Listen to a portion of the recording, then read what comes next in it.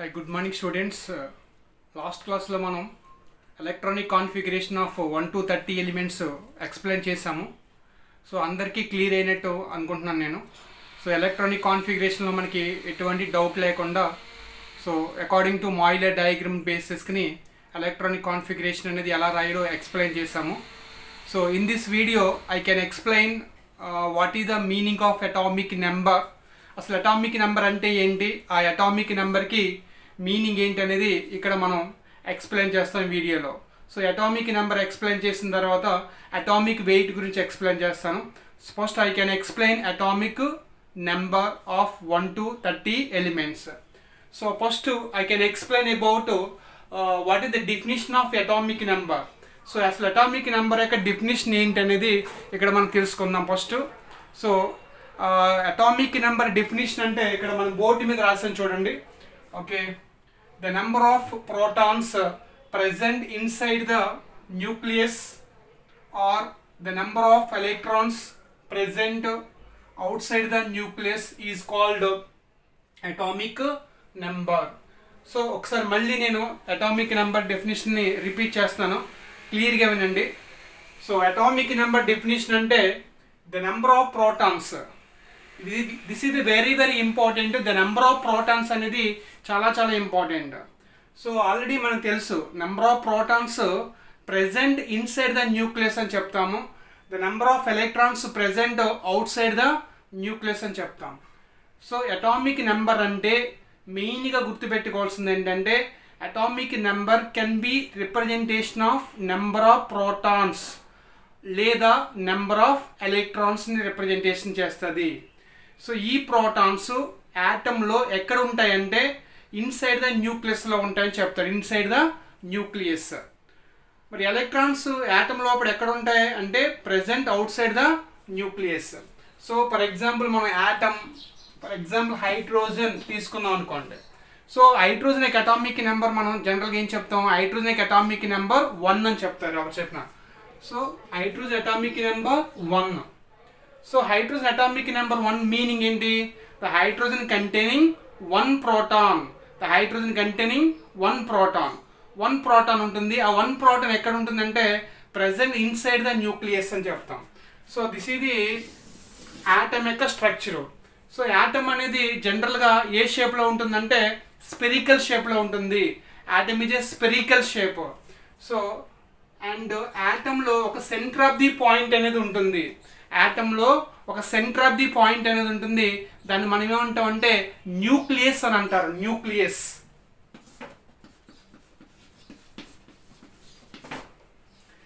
Atom is a spherical shape.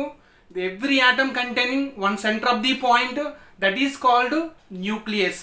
So ఈ nucleus లోపల మనకి ఏముంటాయంటే 1 ప్రోటాన్ ఉంటుంది. So this is the hydrogen atom. So this is the hydrogen atom. 1 proton present inside the nucleus, present inside the nucleus, and 1 electron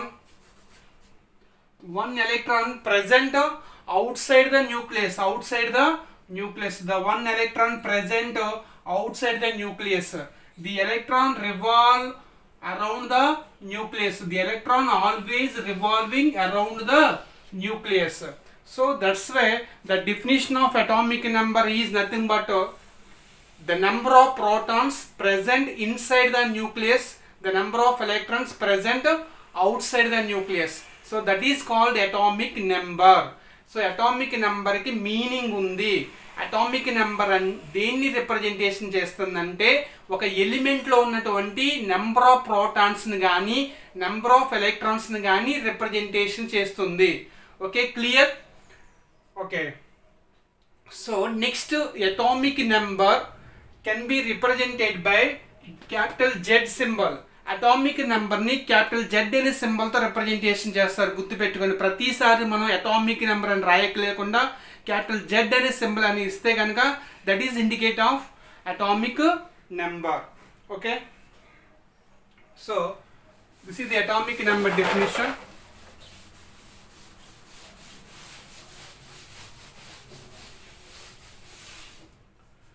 So given some elements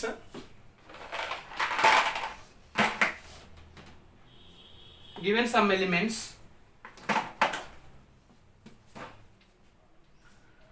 For example, helium. So helium atomic number is the 2. So helium atomic number 2. So that helium containing 2 protons and 2 electrons. So helium atomic number 2 meaning ఏంటంటే the helium element లో ఎన్ని protons ఉంటాయమ్మా? 2 protons ఉంటాయి, 2 electrons ఉంటాయి. So నేనేం చేస్తానంటే first 1 to 10 elements యొక్క atomic number note చేసి దాని పక్కన ఏం చేస్తానంటే అందులో ఎన్ని ప్రోటాన్స్ ఉంటాయి, ఎన్ని ఎలక్ట్రాన్స్ ఉంటాయని రిప్రజెంటేషన్ చేద్దాం. ఓకే,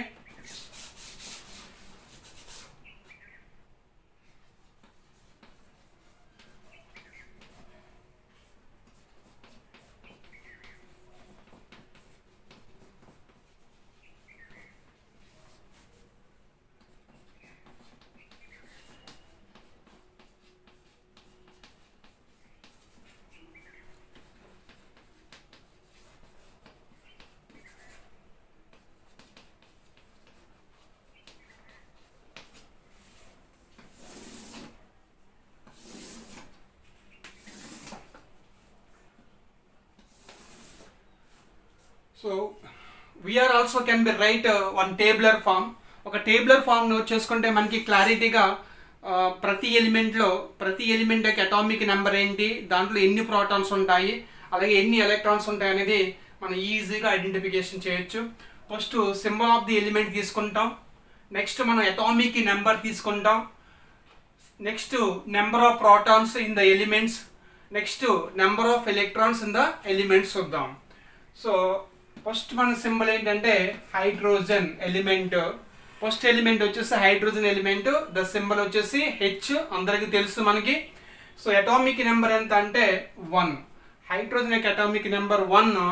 సో హైడ్రోజన్ యొక్క అటామిక్ నెంబర్ 1 మీనింగ్ ఏంటంటే the hydrogen element containing 1 proton and 1 electron. So 1 proton and 1 electron. Okay, clear. So next element symbol is helium.